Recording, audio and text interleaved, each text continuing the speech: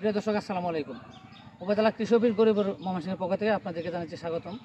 যারা এই খরিফ 2 মৌসুমে ভুট্টা চাষ করতে চান তারা কিন্তু আমাদের যে গরিব উপজেলার যে কৃষক আবুল ফজল রয়েছেন, তিনি নিজামাবাদ ব্লকের বালুচরা গ্রামের। আপনারা কিন্তু এই বালুচরা গ্রামের যে কৃষক রয়েছে তিনি কিন্তু ভুট্টা চাষ করেছেন।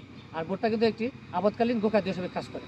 কারণ আমরা যারা গরু পালন করে থাকি, যারা গাভী পালন করেন বা ষাঁড় পালন করেন, তাদের কিন্তু গোখাদ্যের জন্য একটা এই বর্ষা মৌসুমে ব্যাপক ঘাটতি করে থাকে। বিশেষ করে খড় যখন আমাদের কমে আসে, ধান থেকে আমরা যে খড় পাই কমে আসলে তারা কিন্তু আমাদের গরু কিন্তু খাওয়াতে পারি না।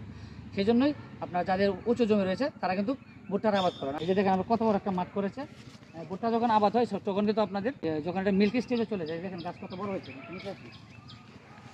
এই যে দেখেন গাছ এখন কিন্তু মোটামুটি বড় হচ্ছে। আর এই গাছগুলো তখন অনেক উঁচু হবে, হ্যাঁ, যখন মিল্কি স্টেজে যাবে, মোচার মধ্যে যখন দুধ হবে তখন কিন্তু ভুট্টাটা গাছ কিন্তু গোড়া থেকে কেটে নিয়ে যাবে। এখান থেকে কেটে নিয়ে যায় কিন্তু এই যে প্রসেসিং মেশিন আছে, এটাকে কেটে কুচি করবে।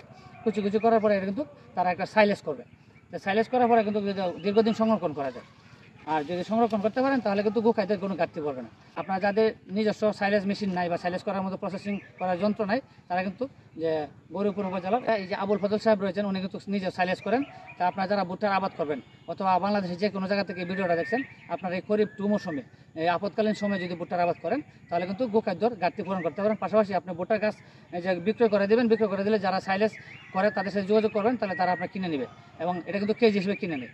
এবং কাঁচা অবস্থায় যেহেতু কিনে নেওয়া হয় তাহলে পুরাটা গাছে কিন্তু কাজে লাগে এবং আপনি আর্থিকভাবে লাভবান হন। সবাইকে ধন্যবাদ। আসসালামু আলাইকুম।